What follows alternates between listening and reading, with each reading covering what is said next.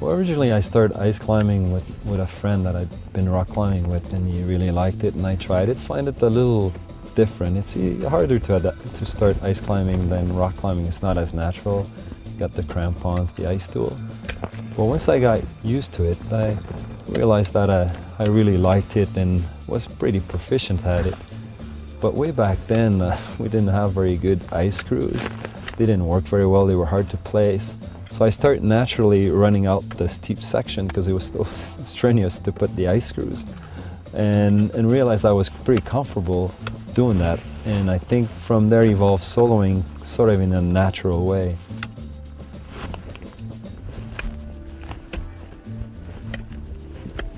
I think I've always liked to take responsibility for my action, and I think when I'm soloing, I'm doing that. But just to make a comparison, because you know, if this person hasn't climbed, they wonder why that person would solo. Be a little bit like when you're a kid and you're biking inside, you know, your own backyard, and then finally your parents give you a little more freedom, and they say, okay, now you're a big kid, you know, you can go out on the street, just be careful. And I remember that one time when I got out of the driveway with my bicycle, I felt a lot of freedom.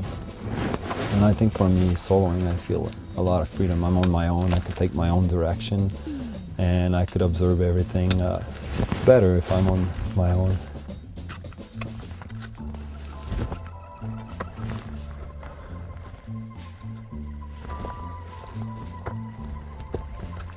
I think through the grades,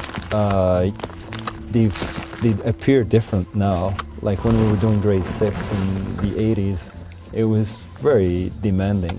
You know, it was very hard because our tools were not so good, our crampons were not so good, and we were not climbing as well. Like the sports has evolved now, and people climb better, and the tools we're using are a lot better. So a grade 6 now in pretty good condition is not as extreme as it was 20 years ago. But that's the way a sport should evolve, you know, that the equipment gets better, the climbers gets better, and then we have to push for new difficulty. And that's why with ice climbing, towards the end there, we were pushing to do something harder. It was usually more dangerous. It was really thin, or it was detached pillar. And that was, you know, the risk was getting, you know, pretty high. And the new generation of climbers started mixed climbing because they wanted to do something harder without having to risk their life every time they're doing it. And mixed climbing, you can protect that really well with either natural protection or with bolts.